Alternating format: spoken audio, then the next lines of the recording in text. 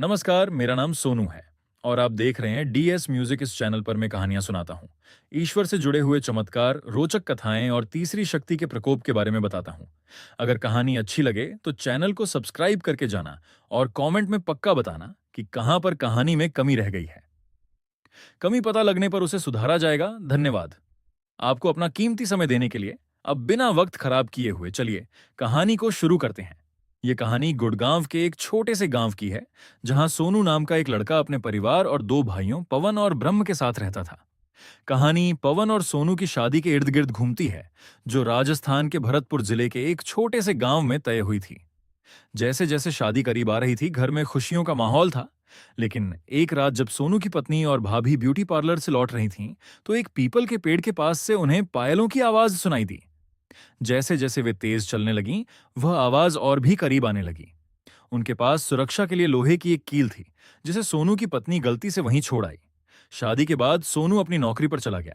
कुछ महीनों बाद जब वह घर लौटा, तो अपनी पत्नी की हालत देखकर दंग रह गया। उसका वजन 60 किलो से घटकर 35 से 40 किलो रह गया था। घर वालों को लगा कि शायद नई जगह और नए घर की वजह से उसका मन नहीं लग रहा है और वह ठीक से खाना नहीं खा रही है। सोनू ने भी सोचा कि अच्छे खान पान से उसकी सेहत फिर से सुधर जाएगी। कहानी तब एक नया मोड़ लेती है जब परिवार फैमिली प्लानिंग के बारे में सोचना शुरू करता है और सोनू की पत्नी उनकी पत्नी अचानक ऐसी बातें करने लगीं जो उन्होंने पहले कभी नहीं सुनी थीं। उस समय उनकी पत्नी गर्भवती थीं।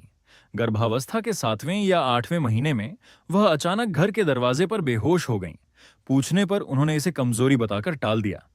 बाद में पता चला कि उनकी पत्नी के अंदर उनकी एक पुरानी क्लासमेट प्रियंका की आत्मा आ गई थी।